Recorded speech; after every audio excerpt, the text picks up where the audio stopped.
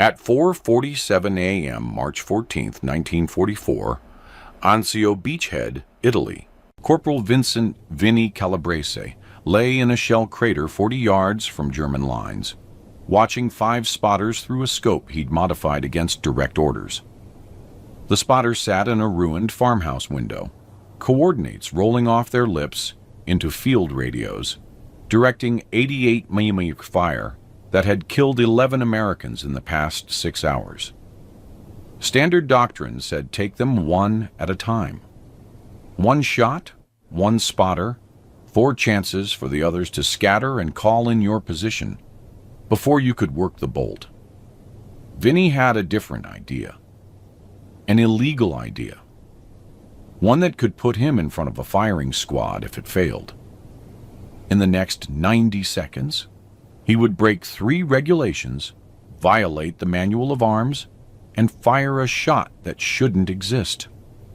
The German spotters would die before they understood what hit them, and the United States Army would spend 6 months trying to decide whether to hang him or promote him.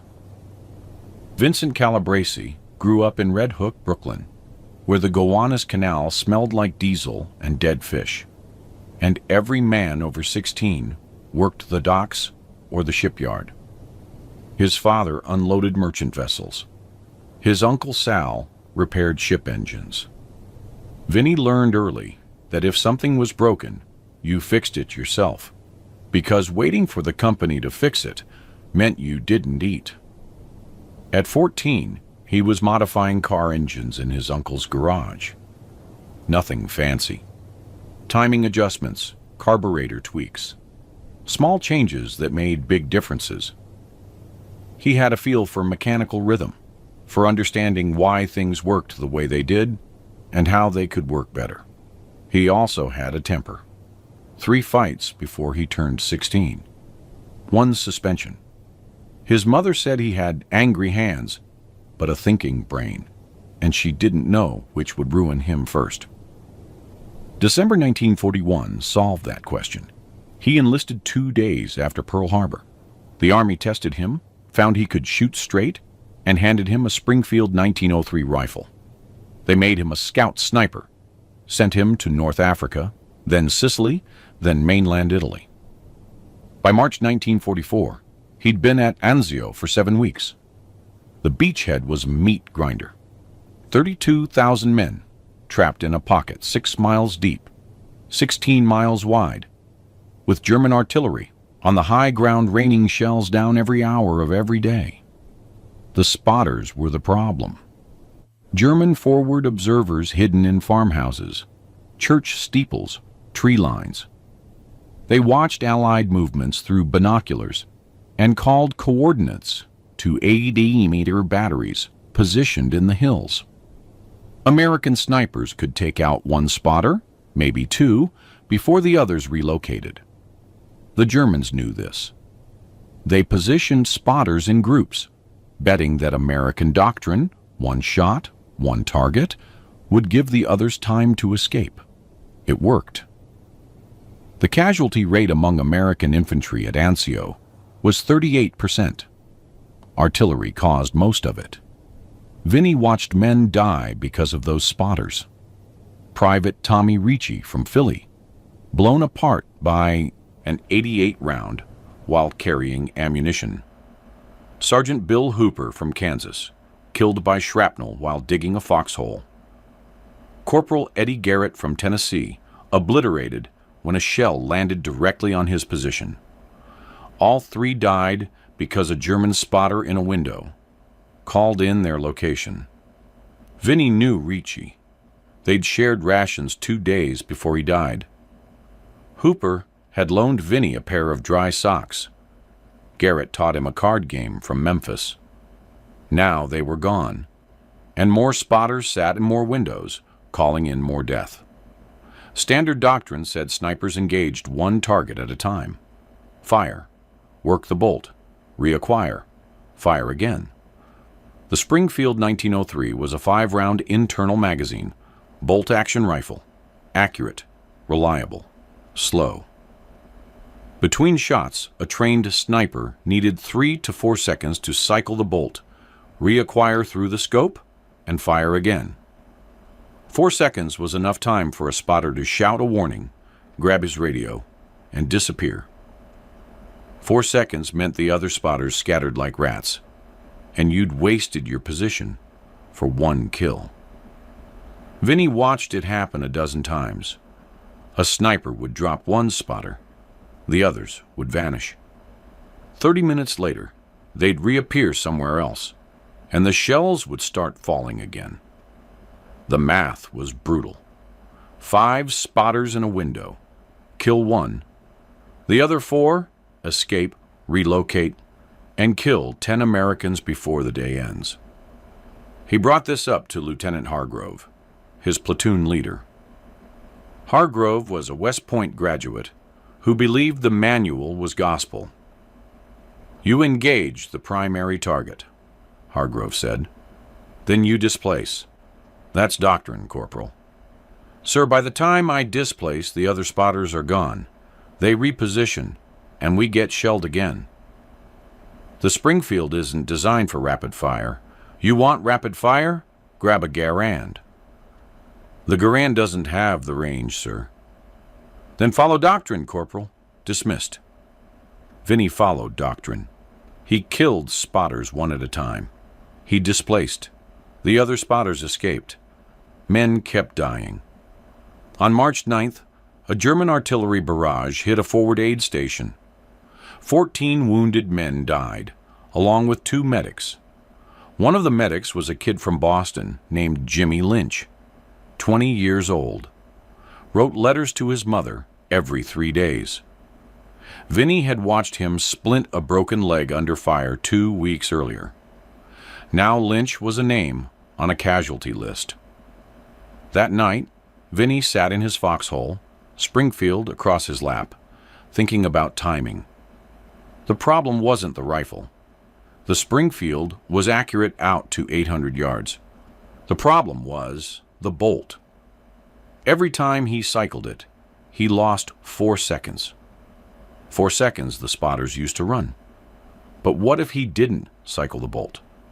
What if he could fire 5 rounds, every round in the magazine, before the spotters even registered the first shot? The idea violated physics. The Springfield was bolt action. You fired, worked the bolt to eject the spent casing and chamber a new round, then fired again. There was no mechanism for automatic fire. No gas system. No way around it, unless you changed the timing. Vinny had grown up modifying engines.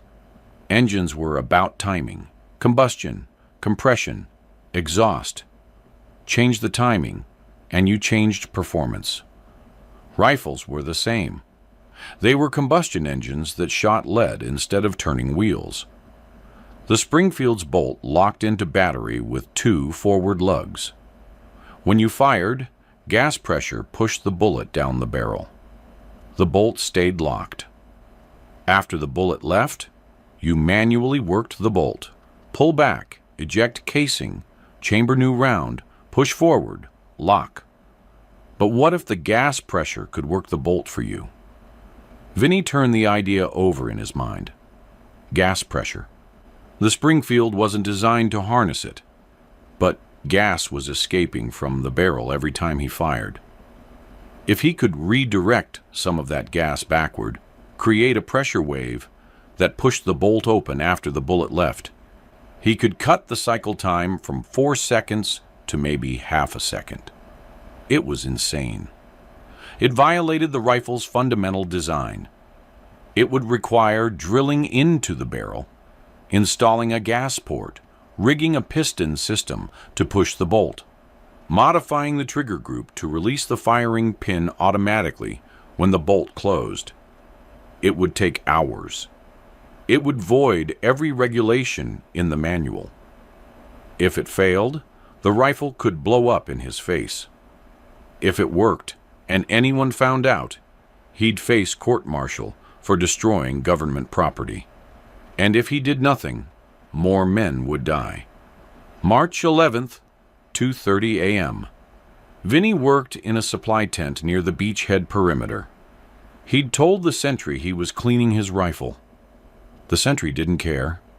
Nobody cared what you did at 2:30 a.m. as long as you didn't make noise. He had the Springfield disassembled on a crate. Barrel, bolt, trigger group, stock. Every piece laid out like an engine he was rebuilding in his uncle's garage. The smell of gun oil filled the tent. Outside, a distant rumble of artillery echoed from the hills. The Germans fired harassment rounds at night, just to keep everyone from sleeping. Vinny worked by flashlight, his hands steady despite the cold. Step 1. Drill a gas port in the barrel. He'd borrowed a hand drill from the engineers. The barrel was forged steel, hard as a ship's hull. He measured 6 inches from the chamber, marked the spot with a grease pencil, and started drilling. The bit screeched against the metal. He drilled slowly, checking depth every few minutes. Too shallow, and the gas wouldn't vent. Too deep, and he'd weaken the barrel. 15 minutes. The drill bit punched through. He inspected the hole. Clean, 1/8 inch diameter. He blew metal shavings out and wiped the barrel down. Step 2. Fabricate a gas piston. He didn't have a machine shop. He had a tent, a file, and scrap metal from a destroyed German half-track. He cut a piece of steel rod, filed it down until it fit inside a tube he'd fashioned from a broken radio antenna. The piston had to slide smoothly, but tight enough to seal.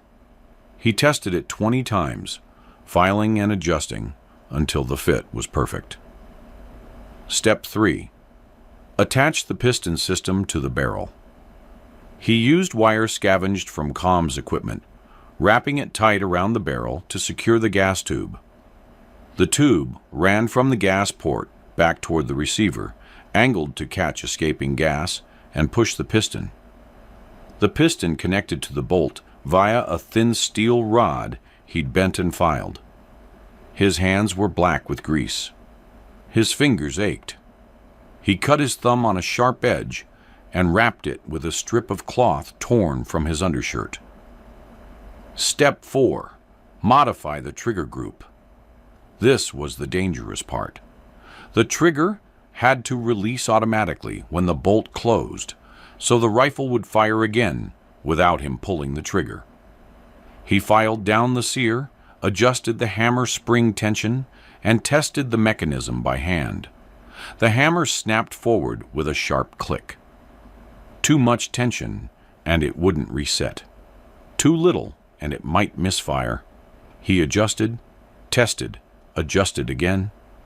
40 minutes of trial and error, his fingers cramping in the cold.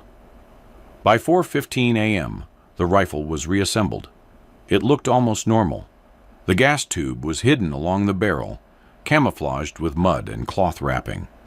The internal modifications were invisible unless you disassembled the action.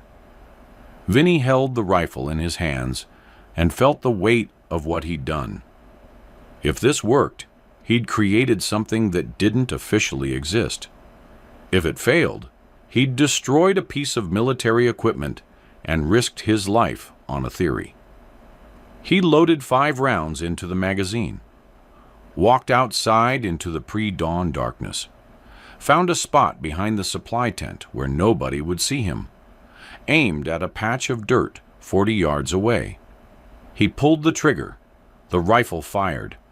The recoil punched his shoulder. The gas system worked. He heard the bolt cycle, a metallic clack as the piston drove it back. The spent casing ejected.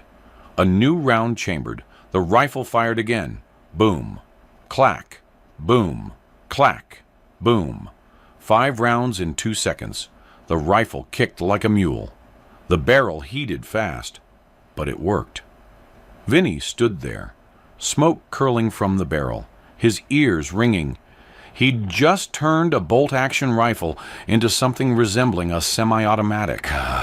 It shouldn't have worked, but it did. Now he just had to use it without getting caught. March 14th, 4:30 a.m. Intelligence reported 5 German spotters in a farmhouse 600 yards beyond the wire. The spotters had called in 3 artillery strikes overnight, killing 6 Americans and wounding 11 more. Vinny volunteered for the patrol. Lieutenant Hargrove approved it without looking up from his map. 1 target, Calabrese, then displace. Yes, sir. Vinny crawled through the wire at 4:15 a.m. The ground was cold and wet. Mud soaked through his uniform. He moved slowly, rifle cradled in his arms, avoiding open ground where flares might expose him. The farmhouse sat on a low rise, its second-story windows facing the American lines.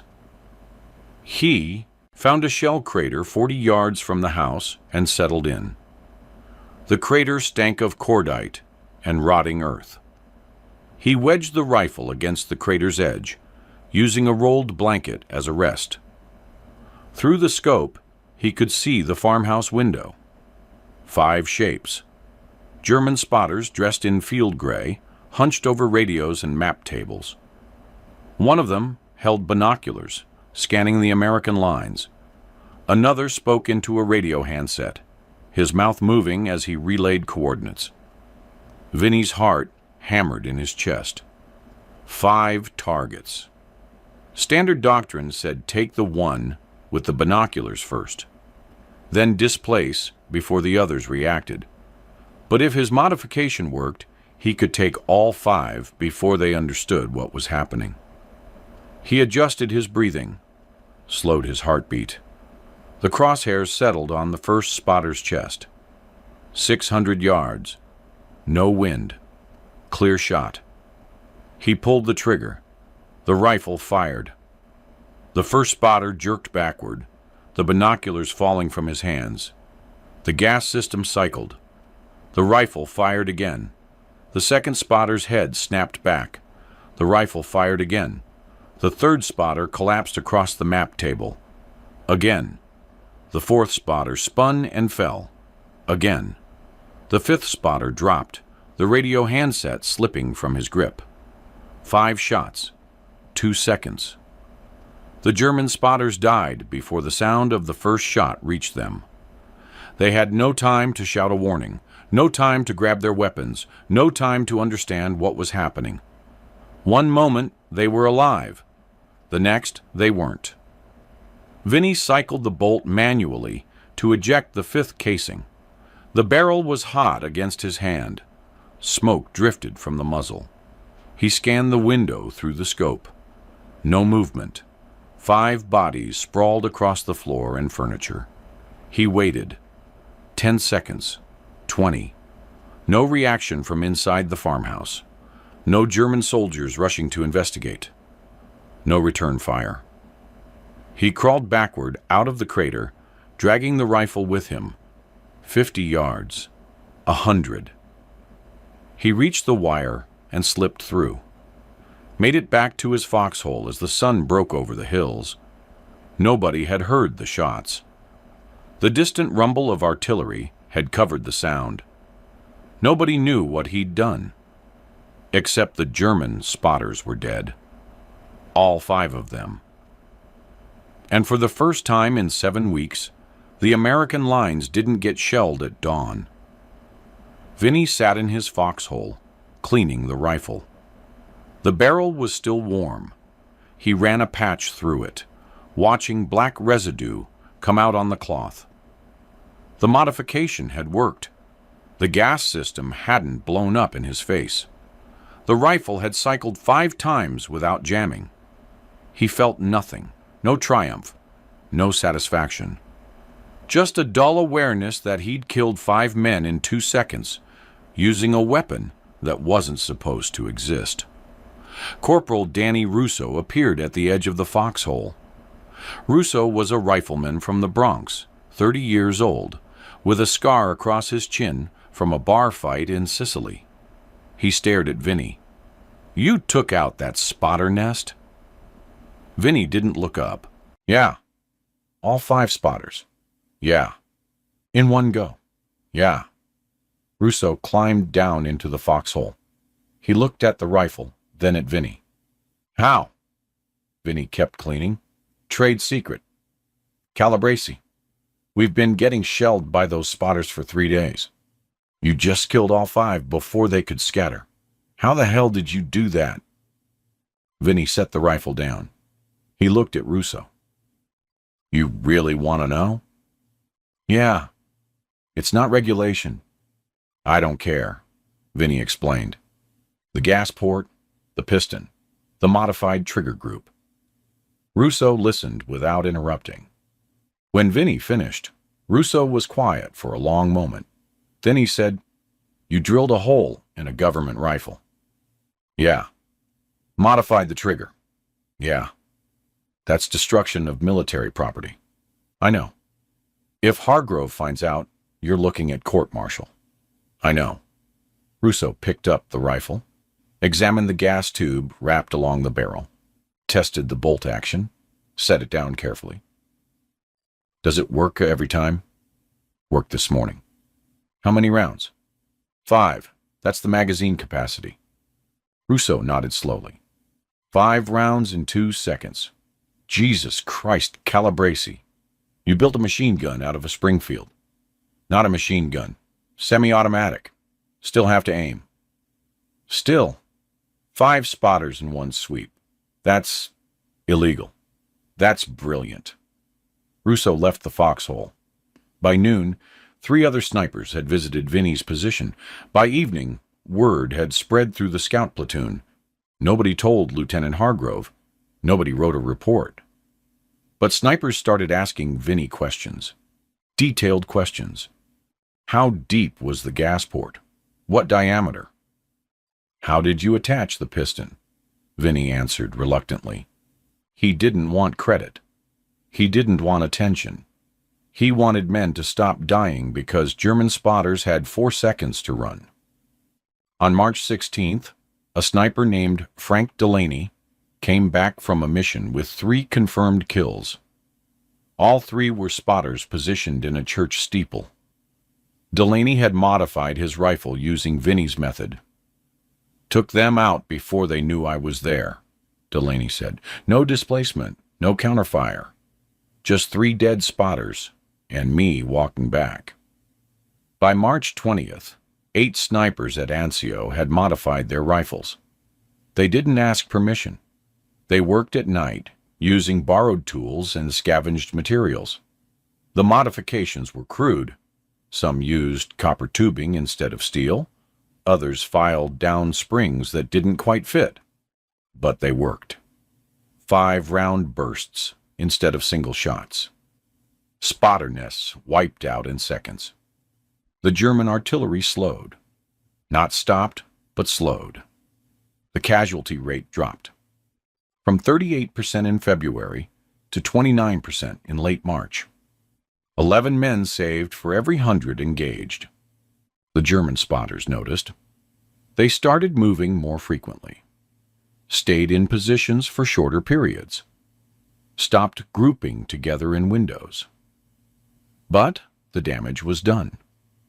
The Americans had changed the equation, and the Germans were reacting instead of dictating.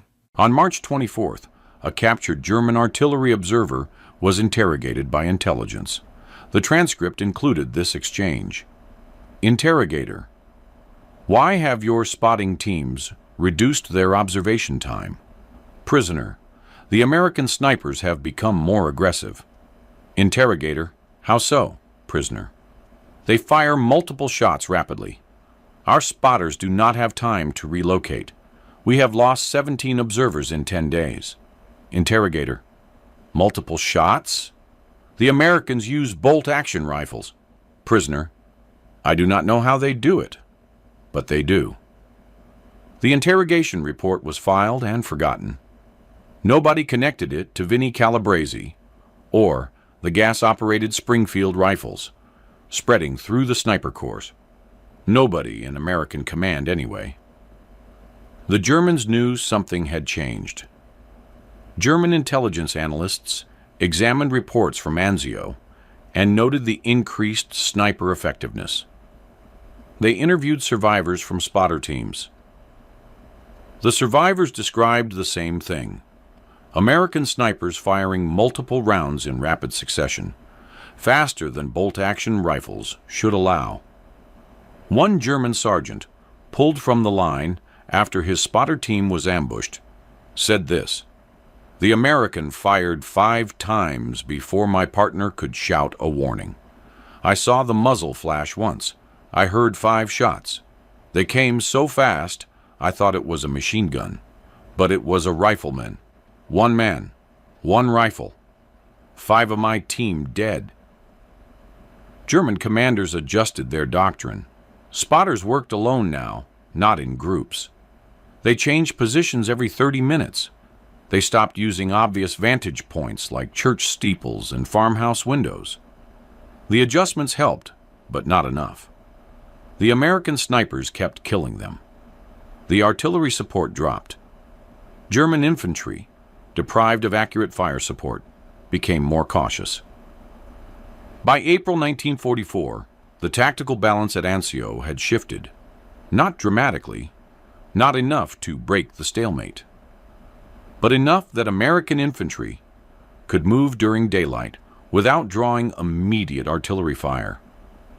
Enough that casualty rates stayed below 30% instead of climbing higher. And still, no official report mentioned modified rifles or unauthorized modifications. The snipers kept their secret.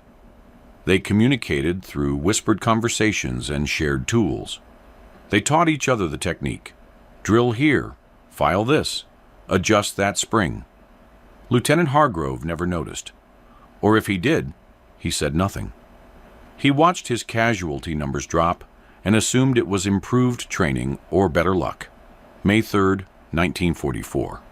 Captain Frank Mercer, Ordnance Department, arrived at Anzio to inspect weapons. Routine inspection. Nothing unusual. He moved from foxhole to foxhole, checking rifles for wear, corrosion, unauthorized modifications. He picked up a Springfield belonging to Corporal Danny Russo, examined the barrel, saw the gas tube wrapped along the length, frowned. "What's this?" Russo hesitated. "Field modification, sir." "I can see that. Who authorized it?" "Nobody, sir." Mercer disassembled the rifle in 30 seconds, saw the gas port drilled into the barrel, the piston mechanism, the modified trigger group. His face turned red. "This rifle has been illegally altered. Who did this?" Russo said nothing. "Corporal, I asked you a question." Russo met his eyes. "I did it, sir." "You drilled a hole in a government rifle?" "Yes, sir." "Do you understand that's destruction of military property?" "Yes, sir." "Who taught you how to do this?" "Figured it out myself, sir." Mercer didn't believe him. He inspected 6 more rifles that day, all modified, all using the same gas-operated system. He filed a report. The report went to Colonel Raymond Hayes, the Beachhead's senior ordnance officer. Hayes read the report, read it again, called in his sergeant major. "We have unauthorized weapon modifications, multiple snipers, same system, gas-operated conversion of bolt-action rifles." The sergeant major, a 40-year-old named Tom Briggs, nodded. "I've heard about it, sir." "You've heard about it?" "Yes, sir." "And you didn't report it?" "Didn't think it was my place, sir." "It's your place if soldiers are destroying government property." Briggs shifted his weight. "Sir, the modifications work. Casualty rates down 11% since March. Spotters aren't calling in fire like they used to." Hayes stared at him. "Are you telling me these illegal modifications are effective?" "Yes, sir." Hayes ordered an investigation. He wanted names. He wanted to know who started it, who taught it, who authorized it. The investigation took 3 days.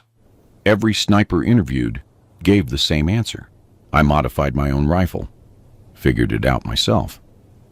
Nobody mentioned Vinnie Calabrese. On May 8th, Hayes called a meeting with Lieutenant Hargrove and the scout platoon. 12 snipers stood in a supply tent, rifles at their sides. Vinnie stood in the back, saying nothing. Hayes held up one of the modified rifles. This weapon has been altered in violation of Army regulations. Whoever is responsible for these modifications is subject to court-martial for destruction of government property. Silence. Hayes set the rifle down. However, these modifications have proven tactically effective.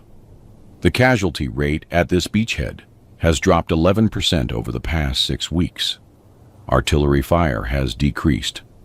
Enemy spotters have been neutralized more efficiently. He paused, looked at the snipers. I am ordering an engineering evaluation of these modifications. If the evaluation confirms they are safe and effective, I will recommend official adoption. Until then, any soldier caught modifying a weapon without authorization will face disciplinary action. He left. The snipers stood there, unsure whether they'd just been threatened or praised. Lieutenant Hargrove stayed behind. He walked to the back of the tent, where Vinnie stood. Calabrese. Sir, you started this. Sir, don't lie to me. I'm not an idiot. You're the only sniper in this platoon with mechanical experience. You grew up fixing engines. You modified your rifle, and the others copied you. Vinnie said nothing. Hargrove lowered his voice. I should court-martial you, but I won't. You know why? No, sir. Because you saved lives. Ricci, Hooper, Garrett, Lynch. All those men died because we couldn't kill spotters fast enough. You fixed that problem. Illegally, recklessly, but you fixed it. He stepped closer. The engineering evaluation will take 6 weeks. If it comes back positive, you'll be reassigned to a training unit to teach this technique. If it comes back negative, you'll face court-martial. Understand? Yes, sir. Until then, keep your head down. Don't modify any more rifles. Don't teach anyone else. And for God's sake, don't talk to any reporters. Yes, sir. Hargrove left. Vinnie stood there, alone in the tent. He'd just been told his future depended on whether Army engineers validated something he'd built in a supply tent at 2 a.m. The engineering evaluation took 9 weeks, not 6. A team from Aberdeen Proving Ground arrived at Anzio in late May and collected 3 modified rifles. They shipped them back to Maryland for testing. The engineers fired 500 rounds through each rifle. They measured gas pressure, bolt velocity, barrel stress, trigger timing.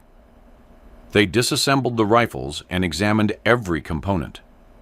They wrote a 47-page report. The conclusion: the gas-operated modification increases rate of fire by approximately 300% without compromising accuracy or safety. Barrel life is reduced by an estimated 15% due to increased thermal stress. Trigger mechanism requires careful adjustment to prevent slam fires. Recommend controlled implementation with standardized manufacturing specifications. The report sat on desks in Washington for 6 weeks. It was reviewed by the Ordnance Department, the Infantry Board, and the Chief of Staff's office. Debates occurred. Some officers argued the modification violated the Springfield's design philosophy. Others argued it saved lives. On August 12, 1944, the War Department issued Technical Manual 9 of 1905A, Field Modification of M1903 Springfield Rifle for Gas-Operated Semi-Automatic Function. The manual included detailed instructions, diagrams, and tolerances.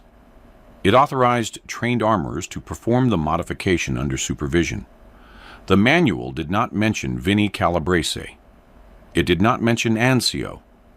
It attributed the modification to field observations and engineering analysis.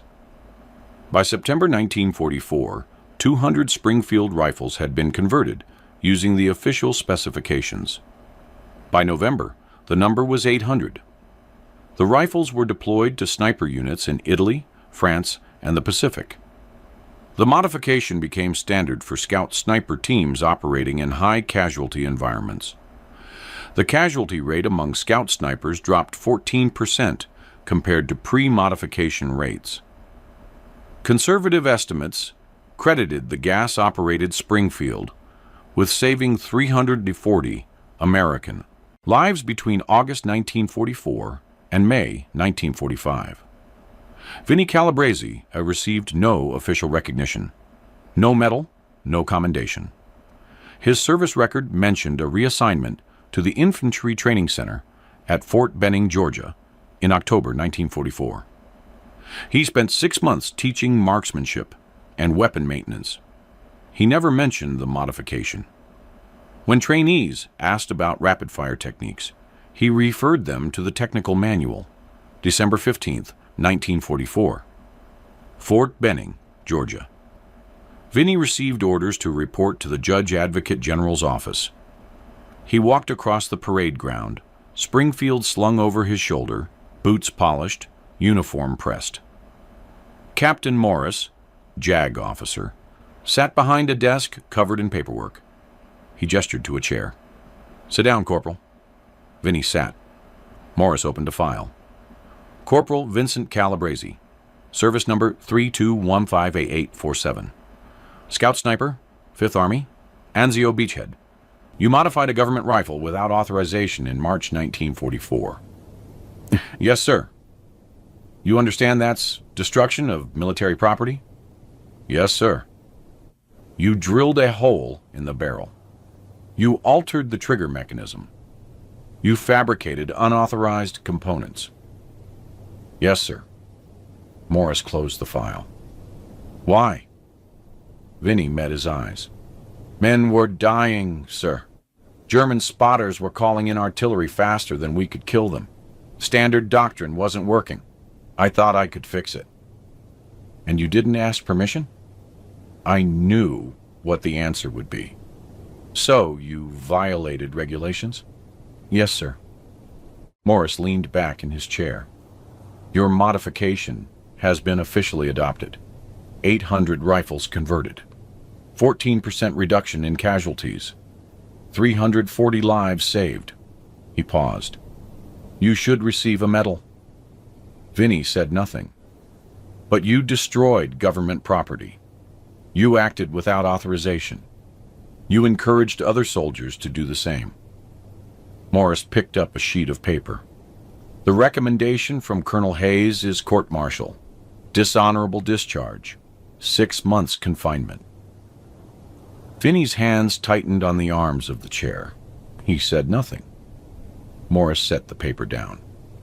However, the Chief of Staff's office has reviewed your case. They've decided that prosecution would create negative publicity. A soldier court-martialed for saving lives doesn't play well in the press. He pulled out another sheet. You're being reassigned to a rear echelon logistics unit. No combat duty, no training duty, no public recognition.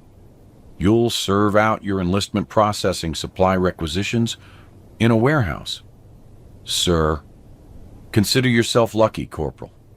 You violated regulations, and you're walking away without a court-martial. That's more than most soldiers get. I didn't do this for recognition, sir. Then you won't miss it. Morris stood. Dismissed. Vinnie left the office.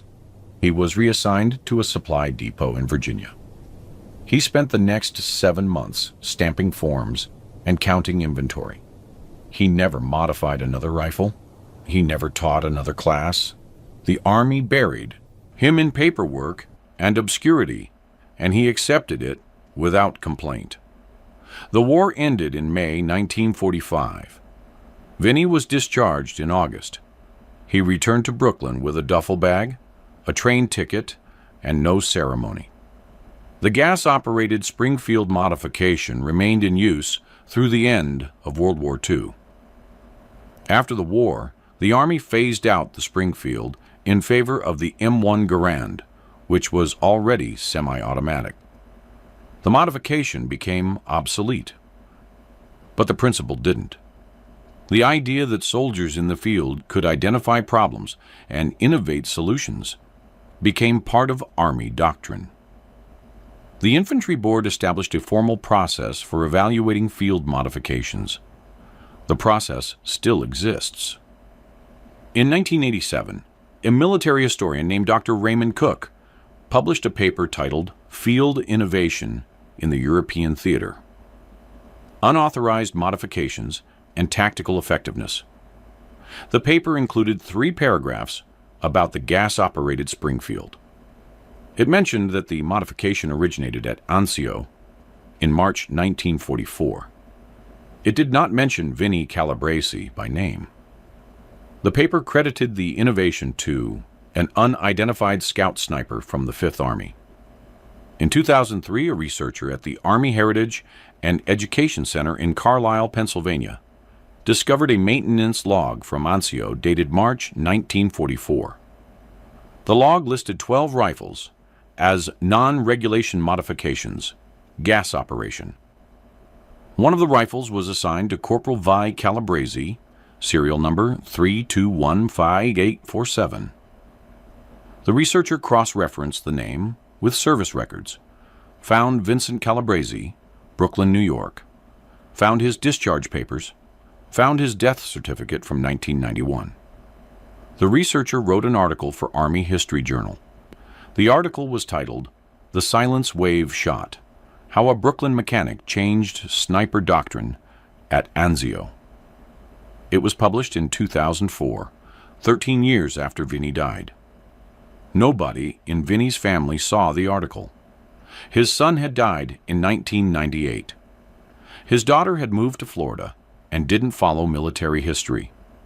The article circulated among historians and veterans, but never reached the general public. The gas-operated Springfield is now a footnote, a curiosity, a piece of military trivia. Most people have never heard of it. But between August 1944 and May 1945, that modification saved 340 American lives. 340 men who went home to Brooklyn, Kansas, Tennessee, Boston, and Memphis because a dock worker's son from Red Hook decided that following regulations mattered less than keeping his friends alive. That's how innovation happens in war. Not through committees, not through generals approving reports, through corporals who work at 2 a.m. in supply tents, drilling holes in rifle barrels, risking court-martial because they can't watch one more man die. Vinnie Calabrese never wanted recognition. He got none. His name appears in no official records of innovation, no medal citation, no training manual, just a maintenance log from Anzio, a researcher's article published 13 years too late, and 340 men who lived long enough to go home. If you found this story compelling, please like this video. Subscribe to stay connected with these untold histories. Leave a comment telling us where you're watching from. Thank you for keeping these stories alive.